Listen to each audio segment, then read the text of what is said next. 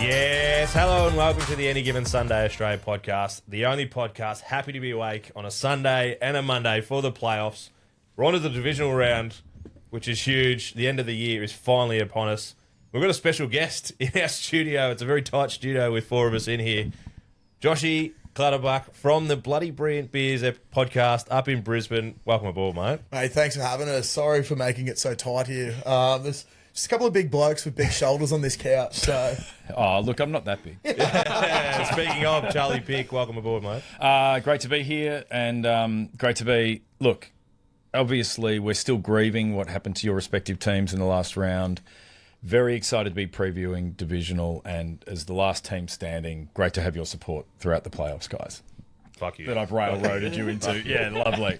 And Danny, where age is are you? How are you? You got a dirty fucking grin on you. Oh, I got the biggest grin. I reckon this is going to be my favourite episode yet. And just purely... Sorry, Joshy boy, I wish this was about you, but it ain't. Because we made the bet prior, because you were so confident. Your confidence in the Packers to beat the Bears was all-time high. And it was the entire game right up until the end. And we had a bet. And the bet was that you'd wear a Caleb Williams jersey. And thank you to Adam at Gogglebox for giving us one. And here you go, mate. You got to put this on for the entire episode. Oh, that's got to hurt. Yeah, it's disgusting. Come on, talk it up. No, this is disgusting. It's a nice jersey, though. Yeah, it's a nice jersey. And fuck, that's yuck. I'll move that. so while T-Max put this on, it is so good. Like, having you as such a big Packers fan to have to wear this jersey for an entire episode, there's honestly been nothing better in our whole podcast career than this moment right now. You know, that really suits you. Like, It suits you. Tell you what, he's a big boy, Adam. Quite broad across the shoulders.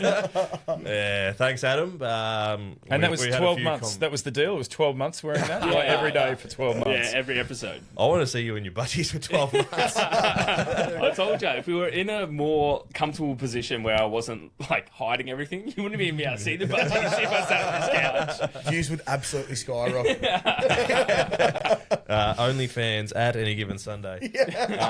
No, we do have stuff to talk about, and there's been some breaking news. Well, it's not officially broken yet, but it is rumours, and where we know, Danny boy, where there's smoke, there's fire.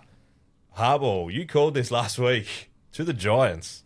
Yeah, absolute perfect fit. We were saying that the Giants, the one thing that they need is a vet. And if they can't get a vet player, get a vet head coach. And yeah, it's rumoured to be a 5-year deal as well. And there's some big numbers being thrown around, but obviously that's not confirmed yet, so we can't really break that. But I think it's going to be a perfect fit for the Giants. And you look at that roster, why wouldn't you want to go and coach there? Like, I feel like the future is finally bright for the Giants. You say we can't, Clutters, 5-year, $100 million. So Yeah, look, we can't break it. We're fucking breaking it. Yeah, look, not a bad contract. What I liked the most about the reports from it was whatever restaurant they went to, they just wanted to impress him and did all off-menu cooking for him. So he got treated to a whole like New York dining experience where if you're going to cop that, there's no way that you're not going to want to go to that place. Yeah, New York, you've been there. Yeah. Well, New York is like the most incredible city in the world. It's just a shame that they actually play in New Jersey. Yeah. You've obviously, New York-based you've obviously team. never climbed to the heights of Machu Picchu. But no. You're right. I haven't. It is. I mean, it's great. It's a great fit because you would say that what the Giants needed, their roster is great. On defense, they've got some monsters. On offense, they've got their quarterback. They know they've got their quarterback. And what they needed was someone who could set the culture. And that's what you get with Harbaugh. You know, I think his time was up at the Ravens, and I think it was stale, and I think there were reasons why they couldn't get there. This is a fresh start for him, and good for him having a fresh start in his mid-60s.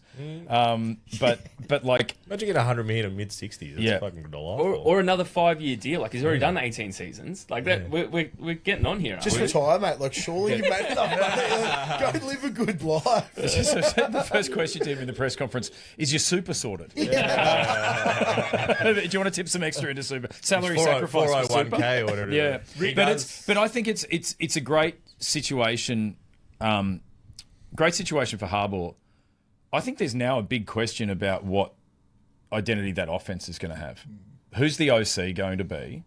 Who are they going to get that is going to do that work? Is it going to be? Who does he love? Munkin is his current OC. Yeah, I think there's rumours that he's going with him to the Giants, which would be the whole staff going with him. insane. huge. Yeah. Like, are we just going to be like a run-heavy offense? Like, Scat just coming out the back, just running over people. Like, is Dart going to break free and not get concussed? But yeah, it's what will the identity be? And will Scatterbo make the 5-year contract? You won't see out that 5 years.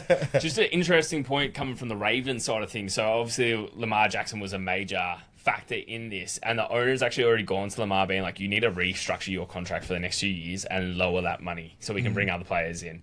That hasn't happened yet, though, which would be really interesting to see if Lamar Jackson actually... Because unfortunately, Lamar doesn't have an agent they can speak to get sensible things occurring. Right? Remember how long that contract took? There He's his were own mysterious, agent, maybe It was his mum, agents. wasn't it? Nah, I reckon it's Jaden Daniels. It's his mum. Or mum's big part of it. But is it him or is he mum? Am I wrong? I think Lamar had his mum It is his involved mum. in contract negotiations. Yeah. They were getting eight. emails from this, like, from someone that no one, like, a mysterious figure who no one really knew, who was negotiating on his behalf, and obviously could have been his mum on a made-up email. Yeah. You know, in the way that I had a PA Same for the Jamar. first 5 years of my career, and it was just me on a different email, right? You know, I think that's what Lamar's been doing. It's just that video games. I think he needs to maybe learn the playbook a bit better. Maybe we need a fake PA. Yeah, well, we do. If you hit anything any given Sunday, it's coming to me. So, just so you know that. All right, we do have some games to talk about in this divisional round. It's going to be huge. We're going through just before 4 massive games that you're going to find it hard to pick the winners. Some ridiculous lines. Starting with your Bills Broncos, Charlie, a 1.5 line to the Broncos, which I think's fair when it's at Mile High. I think it actually started 1.5 to the Bills, and then it flipped a couple of days later. I think when everyone realised that the Bills are in playing Mile off a High. short week, Yeah. and there's already been a lot of people who are a bit miffed. You know, Bills Mafia are used to being treated poorly, so that's fine. Complaining. But just the idea that the Bills played on a Sunday and then have to play on a Saturday, and they're against the Broncos who've had a week's rest. It is a way that is structured to perhaps not produce the best contest. But I like this matchup. I think it's going to be a really good game. They played in the wildcard round last year, and apart from a great touchdown by Bo Nix on the first drive, they were embarrassed after that. I think it was 31-7. I don't think they scored the rest of the day after that first drive. Obviously, it's a very different Broncos team. I reckon Bo Nix is a little bit better now. Yeah. Yeah. He is a little bit better now, but is that not one of the questions about this is how good is Bo Nix? Is he he's won lots of games this season on the final drive, but not against the Bills, who've been winning close games all season. Games they shouldn't win, they've been winning. And you saw, I think, last week against the Jags, you saw the Bills' offense play exactly the way they're meant to. It's like Josh Allen remembered he could check the ball down for 5 yards and run the offense. You know, like it was driving everyone crazy. He'd stopped doing that. He was going to win the game off throws again. And apparently, because he basically sat out the Jets game, he did more scouting with Joe Brady, the OC at Buffalo, and they looked at tape. And Allen said himself, it's like, I had players open all the time and I'm not hitting them. And it feels like he has sorted that out. So I think it's going to be a very interesting game.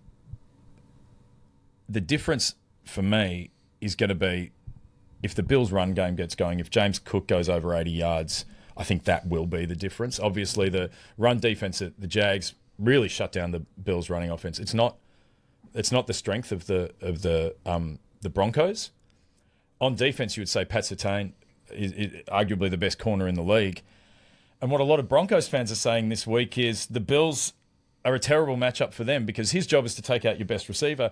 We don't have a best receiver. Pretty banged up. We don't have a good receiver. That's right. Let's drop into the injuries. Yeah, that's right. So Gabe Davis, who really we were hopeful was going to have a good playoff run, he did an ACL.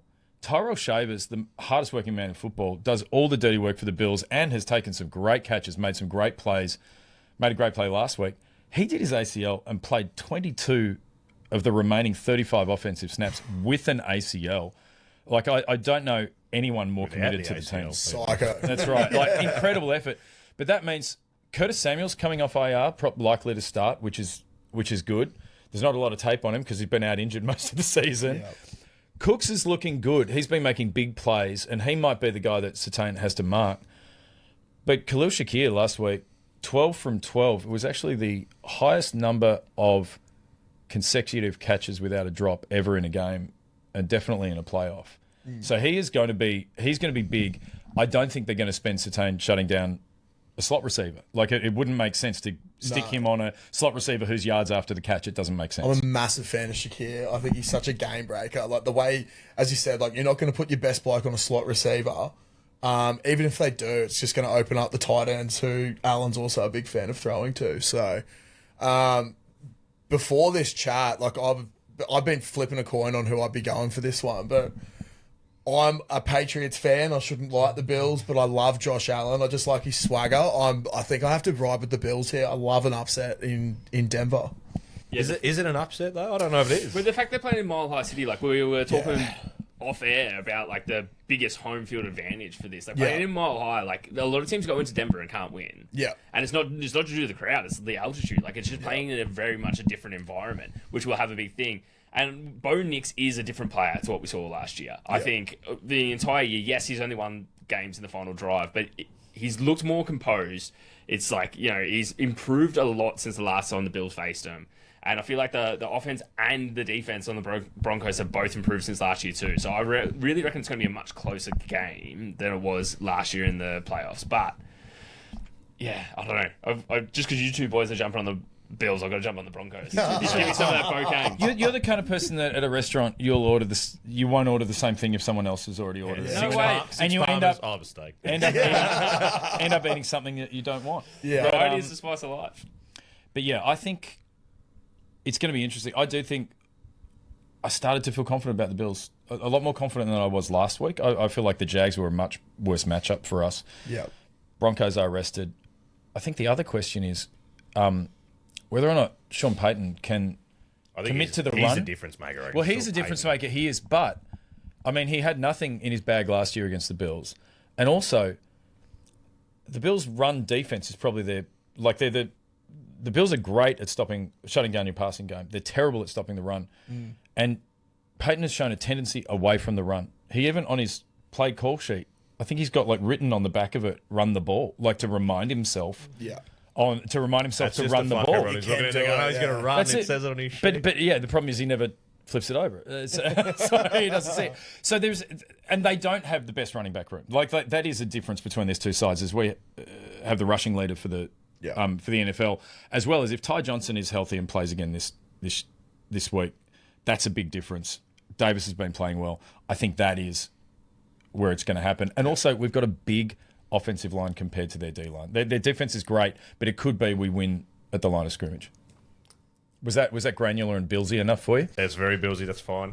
But I'm jumping on the Bocane and saying RJ Harvey is going to have a big day because you said they suck at stopping the run. Interesting.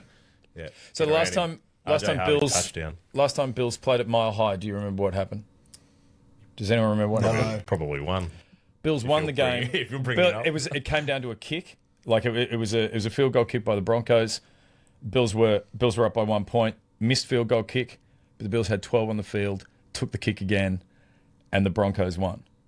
So it came down to, as far as playing in Mile High goes, it came down to a special teams error was the reason the Bills lost last time in Mile High. All I heard was Bills lost. And so this 1.5 point line is bang on. Yeah, That's what like it's a flip a coin.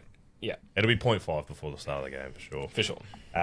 2 and 2. I don't like that. We need some uneven numbers in here. But 2 and 2. Yeah, this way. Just start ganging up on people. Well done, keeping it pretty short. I'm pretty proud of you. I don't know how this Pats game's going to go. Keeping that one short. Though. Next one, 49ers, Seahawks. The 7.5 is the line, Clutters. Massive. It's too big. We saw that last week being too big. Especially, we say it every week, a divisional game. I know it's divisional round, but the divisional games are just different. And the Niners just keep fucking getting the job done. Yeah. I actually like the Niners here. I know that's probably an unpopular opinion. Seahawks have a mad defense, but there's something about the Niners, Shanahan. They haven't had people all year. I know Kittle's not going to be there, which is a massive loss. Especially for the run game. But old mate Tongue, who's been the backup, was pretty serviceable, and that was with Mac Jones. Purdy seems to be better than Mac Jones, allegedly, by the stats. But you've always got CMC in the back pocket. Like, he is such an X factor. They didn't have the best game against the Seahawks the other week. It's a rivalry match. It's like the Seahawks are the reason why the 49ers haven't had that run through to the Super Bowl with all home games. So I think like this is a massive revenge game. And Sam Darnold, like, he's proven people wrong this year, but he has had some absolute shockers. There hasn't been one for a number of weeks now. I think we're just around the corner from a Seahawks shocking game because of Sam Darnold. So I'm big on the 49ers this week. I think with the 7.5 points as well, like that's just ridiculous. Yeah, it is outrageous, especially for a divisional round. For a divisional round game, and like it's just one of the biggest rivalries as well. Like 7.5 points is ridiculous. You got to look at the Niners. We'll all take that, thanks. Yeah, yeah. Thank you for a fill up. I really think Sam Darnold is playing for his career here. Like, this is his game. He's gone 14-3 the last 2 seasons. And then he lost the first round of the playoffs. Like, we're knocking on Lamar Jackson territory where someone can't go to the playoffs and perform. So, yes, he's gone to another team. He's fitted in amazing. Like, the Seahawks offense has been elite. Like, JSN just doing amazing things, and the connection that he has with Sam Darnold is almost perfect. But if he can't get this job done against the 49ers, then like we're going to have major questions about Sam Darnold. The game is in Seattle. When the 49ers went to Seattle, they put up 3 points against him. It was only 3 weeks ago. Yes, it will be a revenge game, but this 49ers team is banged the fuck up. Like, they are going in there so battered, so bruised. They had a relatively tough game against the Eagles, you know, so whether that makes them stronger, or obviously we lost Kittle to an Achilles, so realistically, you think they're going to go in a little bit more slow into this game. But yeah, the Seahawks defense, as long as they come out and perform like the way they did against last time, 7.5 points is too much. Don't get me wrong. But as long as the Seahawks defense comes out and performs how they did last time against the 49ers, they're going to get this job done, I reckon. Like, the 49ers have been hanging on the entire season. They're probably going to let go at this point. Yeah, the Achilles snapped. Yeah, they got so tight. They got so tight they had to pop. If I had a prediction of how this game's going to go, I predict a defensive slugfest. The one thing we said about the Niners getting over the top of the Eagles is Saleh is coaching that defense out of his mind. That is the thing that has kept them in it this season. It kept them in the competition this season. That defense has held up when you didn't expect it to. When they were missing champions, you know, bench guys became champions on that team because they were well coached. And on the other side of the ball, the Seahawks, you know, maybe compared to the Texans 3 or 4 weeks ago, the scariest defense in the league, probably playing the most complete defense that there is. So this could be actually a really brutal, tough game for the quarterbacks to actually get it going and get scoring happening. Could be good for CMC on the ground. I think it is a chance that Darnold can come undone. You think about it, that we know that the standard of the game rises in playoffs. It gets, you know, wild card. It then steps up for divisional. I think there's a chance he's a little rusty after the week off. Hasn't felt that increase. Whereas the Niners are rolling in there, and they're like they've got a head of steam. They did such a good job last week, and I think it is that chance that his playoff record is not great, and if they really rattle him early, there's a chance he doesn't get back on script. Did both ones lose last year after the week off? Not sure. Lions definitely did. Yeah, Lions. No, it was the Chiefs with the other one. Well, they made the Super Bowls. Yeah. But where are they now?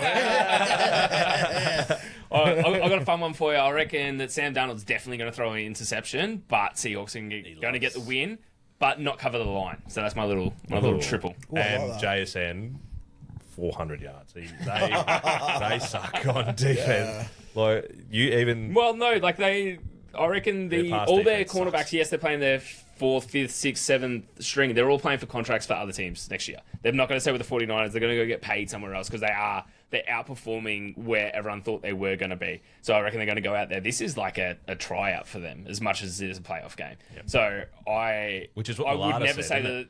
like I did previously, and I've learned my lesson. I said that this 49ers defense is going to suck and the Eagles are going to run all over it. Joke's on me. Eagles are out, 49ers are in it. So I take that back. Nice jersey you're wearing there. Yeah, thank you. I had to wear my Super Bowl winning T-shirt just to remind me that it did happen. It was the only thing I could wipe my tears away with.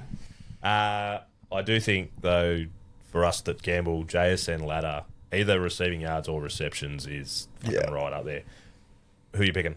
One word. That's two. Seahawks. Seahawks. San Fran. Yeah, fuck it. San Fran. Let's go. Yeah, that's right. I love an underdog. 7.5 points. Yeah, just ridiculous. Texans at Patriots. I think the at Patriots is a big deal. I said in our message group as soon as the Texans won that Patriots are going to win by 100 because Texans fell over the line. I know they ended up blowing it out at the end with it was an interception or pick six and stuff like that, but they did not look. Well, I reckon they looked like they did against the Colts in that they just didn't get torn up like they should have. So I think the Patriots can tear them apart. So this defense, we were saying That should be a 7.5 line. Yeah. This defense was saying all year that the Texans were firing on all cylinders. Then, against the Steelers, they weren't really until maybe the final drive where they actually really stepped up. But let's flip this and look at Texans offense. CJ Stroud will not win another playoff game if he has 1 billion interceptions and multiple fumbles for loss. That is not a playoff winning quarterback right there. There is so many questions there. He obviously doesn't have the connection with his center because a lot of the fumbles were just straight off the snap.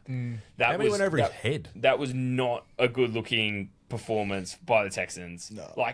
It was one of those games where it was Texans versus Steelers. I'm I actually don't want anyone to win with the way these two teams are playing. Have you ever seen a playoff scoreline lie more than that game?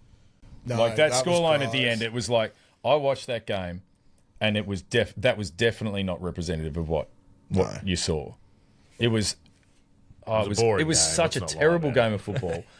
I think that the Patriots can, pretty much anyone can shut down the Texans offense. I think that's absolutely, the Patriots will be able to shut down that offense. That's absolutely true. I think there is a question, and I will say this: throw it at Clutters. I know, not me. but I'm a fan of Drake May. The way he plays. It's so weird for a Bills fan to say this, that I'm glad he's at the Patriots because there'll be some good football. I like that there's a battle in the division now. I think it's good. Yeah, it's what you need. But I will say, I think there is something of a playbook from the second half of the Bills Patriots game from a few weeks ago, where Drake May didn't score in the second half. I don't think didn't throw a touchdown. And was shut down. And the Texans have no offense, but that defense can get after a quarterback kind of like no one else and can take away your options kind of like no one else. And that's where I think the inexperience of Drake May could come into play. If you look at all the Patriots games this year, the only time Drake has really performed in a second half was against the Ravens, because most of the time they've got out to such a lead. And from a Supercoach perspective this year, I was incredibly frustrated having Drake because he'd have 35, 40 points at half time. And then it's let's just chill. We're up by 20, 30 points. Run the ball. Let's just run. We don't have to do anything. He's been asked twice to do stuff. Against the Bills, he couldn't. And then against the Ravens, he did. But that's my biggest concern. If we're in a bit of a tussle and that Texans D comes alive in the fourth quarter, does Drake have the tools to do it? I think some things that are the defense is Milton Williams being back. The Texans aren't going to have a running game. I'm pretty sure with Milton Williams, rushing offenses are averaging less than 50 yards a game when he's playing in the middle there, which is huge. Him and Christian Barmore. I think our cornerbacks, it's not spoken about enough how good Marcus Jones, Christian Gonzalez, and Carlton Davis are. And I think Nico Collins, he's under a bit of an injury cloud with a short turnaround with concussion. They've got Higgins and Noel, but I don't think they've got the experience. And Gonzalez, if he's playing, he's top 4 cornerback in the league, absolute freak, can blanket anyone that you need to. But yeah, offensive-wise, I think if we get our running game going, which was terrible at the start of the year, but Ramondre Stevenson remembered that you got to hold the ball and has been awesome. And he's actually turned into a receiving back, which he never really has been before. So I think we've got all the tools, but I'm with you there that Drake might not have the experience. He did play a really, not his greatest game last week, and he spoke quite a lot about that. But yeah, I do think we do absolutely pump them, but I think it might get a little bit closer towards the end and, not tell the whole story. Is it a pumping if that gets close? Well, until the last 10 minutes, I don't know. We'll see what happens there, but let's pump for 3 quarters and then just take the night off. Cruise. So, question about the receivers for the Texans. Who's going to have a big game of the receivers? Like, is it a Mac? Sorry for the Patriots. Sorry for the Patriots. Is it a Mac Hollins game? Is Stephon Diggs sorry? I like Booty. He was huge last Hey, week. Booty is the sort of like great name, first of all, but second of all, people forget he was really good at LSU. He's a second round pick, I believe, and his separation in the big moments. Well, there was a couple of moments last week where someone needed to step up, and he just created that separate. Yeah, he's a freak. So throw it up, and he's just going to do something. But otherwise, like I think it could be a Mac Hollins game. He just sort of comes out of nowhere when you need him. But the biggest one for me, Hunter Henry. Yeah. Like That's what Drake I was waiting for the May whole time. I was loves Hunter Henry, bro. He is just... The best get out of jail free card. Oh, there is. isn't he amazing? It was good seeing him go big against the Chargers, his former team. He's just this big, reliable target in the middle. We had him for first touchdown. Yeah. Lovely. Let's run it back. 100% is my pick for sure. Yeah. Is the Diggs off-field stuff a distraction, do you think? Do you think that's affecting him? Do you think that's anything to do with it? Or is that just for the media to muck around with? I think it's going to be a media thing for the moment. Mate, his whole career has been off-field drama sort of stuff. So, and he's seems to perform when needed. It's just, is he going to be part of the game script? I'm pretty sure he's happy with what he's doing. If he needs to step up, he'll step up. Plus, he played on the Texans. So maybe it's going to be, let's get him game. He'll be involved. motivated. Revenge games. That's the theme of this week. But do we not remember the revenge game where he played against the Texans? Was it this season, the first time that he actually went back and played against the Texans? And absolutely dominated. It was like 10 catches for 150 Did And then yards. he Yeah. played First against the Bills and he tore them a new one. Like 16 catches. Like he was, I don't know. If it was That was his first 100-yard game for like Yeah. 3 Yeah. years or something, yeah. Oh no, he went for 160. Like Yeah. it was, Okay, but that was it his first for years. It was silly. So he's a vengeful man. He is lives vengeful. for the vengefulness. Just ask his live-in chef. Allegedly. Allegedly. Yeah, we always say we're not that type of podcast until we are that type of podcast. I am when it's when it's when it's a the trader. I just want the Patriots because I reckon besides a Packers-Bears game, Patriots-Bills game is huge. Patriots was, and I want it. AFC Championship, I want it so- Patriots-Bills would be delightful. Yeah. I want it so badly. It'd be awesome. Because the two games they played this season were two sides of the same coin. Yep. And like you say, your D-line is stronger than it was when you played us the second time. It'll make a Yep. big difference. But I want to see that game so badly. Yeah. Yeah, let's not get ahead of ourselves though. We're not talking about that game because it's not happening yet. The last one, Rams and fucking Bears. I really hope the Rams win. Danny, I really want the. Is that all you're going to give us? There's no. The Well, we said this Chicago Bears before. that you're repping currently on your chest. You should be more proud. My nails aren't done. That's fine. We said this prior. Williams' first 3 quarters, shit. Yep. Last quarter could be Tom Brady. Yeah, the way he but- comes out and fucking turns it around. If they can keep it close, they are a chance. Just jump in the air, not have any feet, and just hoof the thing downfield. He's leading by It's insane. 18 points, keeping it close. You said as long as they keep it close, they have a chance. You were leading by 18 points. We're not talking about last week. Talking about this week. I personally, yes, it being at Soldier Field, I don't think it makes that much of a difference. I feel like the Rams are going to come in here. And What if is it snowing? That might make a difference. Yeah, if it's snowing, I don't know. I feel like Matthew Stafford's got a real big chip on his shoulder at the moment and just wants to go out there and perform. And Puka Nacua was amazing last week. And Another ladder. Incredible. Just always every day ladder it every week. The way that he went out and just absolutely performed in that playoff game was it was amazing to see. And the thing is, like you said, with Chicago, yes, okay, Caleb Williams had an incredible fourth quarter, but I don't think you can do that against the Rams. The Packers were struggling for the final 4, Banged up 5, on 6, defense as 6 well. games of the year, banged up on defense, no Michael Parsons. The Rams' defense is significantly better than what the Patriots were. So Packers even.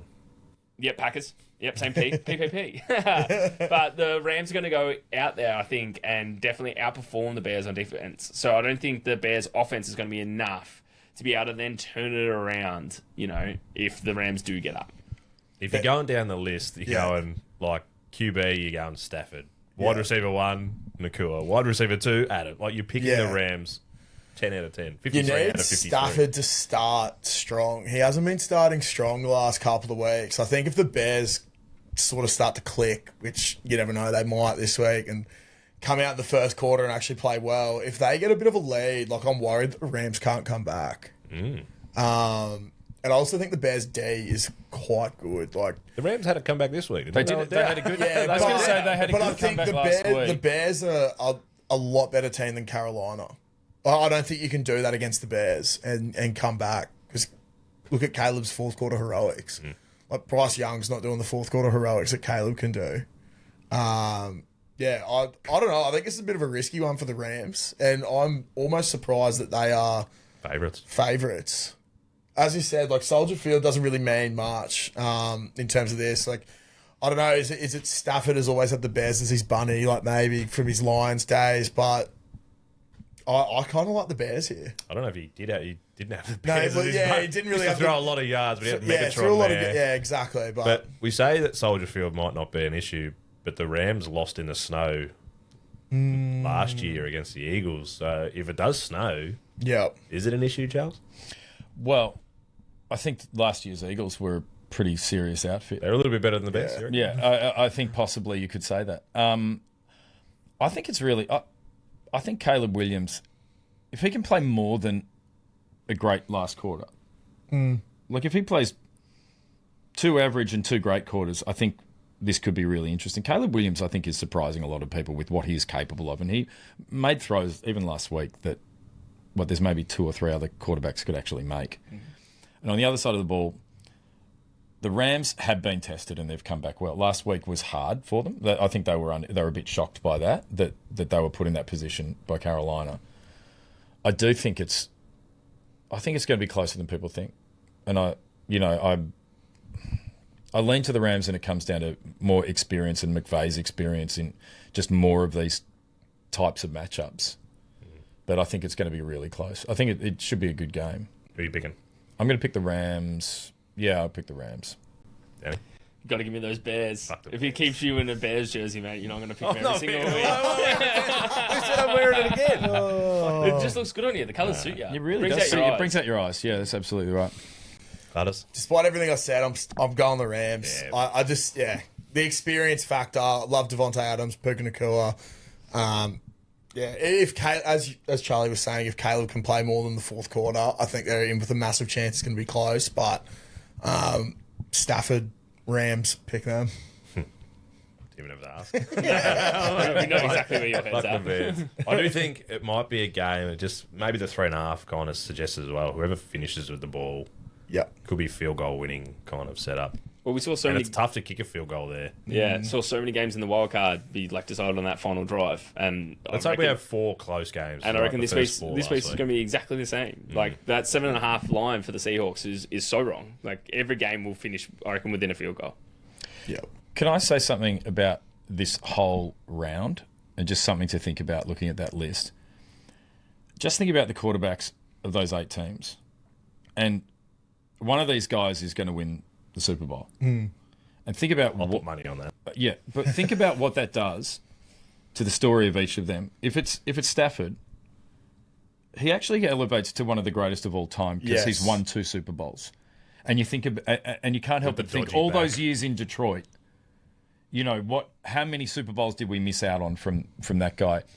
If Sam Darnold does it, it changes every criticism you were even making it today that he can't win big games and he can't do well in the playoffs. And you go down the line, Brock Purdy, like the last Another one guy that just kind of drafted, struggled to get Mr. there, though. Irrelevant in the draft, winning only- a Super Bowl. Only QB left who wasn't picked in the first round out of playoff teams. That's right. And for Bo Nix and Drake May, it says, I mean, if Drake May wins, that's Tom Brady shit. That's so early in his career. I fucking hate it and it makes me sick. Would be good to see though. But if Bo Nix wins it, it's like, because a lot of people are saying, yeah, Bo Nix is a good young quarterback, but he's no Drake May. If he wins a Super Bowl, you change the narrative changes. You go down the line, it changes for everyone. And Josh Allen, it's like It silences all the questions. it doesn't silences all of the doubts about it, except can he beat Mahomes in a playoff? Yeah, until Mahomes, Jackson, and Burrows are back in the playoffs next year. But I'm sorry, he has beaten Jackson enough in the playoffs. Yeah, he really has. Jackson's beaten And he's shown a Jackson number of times in those clutch games against the Ravens that he's got the mental steel that Lamar doesn't have. Yeah. And CJ Stroud, it says, can you be a shit quarterback and win a Super Bowl? Jeez, that defense is good. Yeah, defense wins championships is what will happen if the Texans win. Yeah, 100%. It's great. Right on, boys. Thanks for coming along. Where can we find you for those that haven't found you already? So yeah, we're at Bloody Brilliant Beers or SC Playbook NFL, Instagram, Spotify, all that sort of stuff. So the SC Playbook will be taking a break, but Bloody Brilliant Beers is always there, out of the Caxton back up there in Brisbane. So Brilliant, mate. Thanks for coming down. Thanks for coming we in. paid for him to come down. So with $0 that we have. So. Massive week ahead, boys, and can't wait. Bloody Go Bills. Yeah, nice. Yeah, awesome.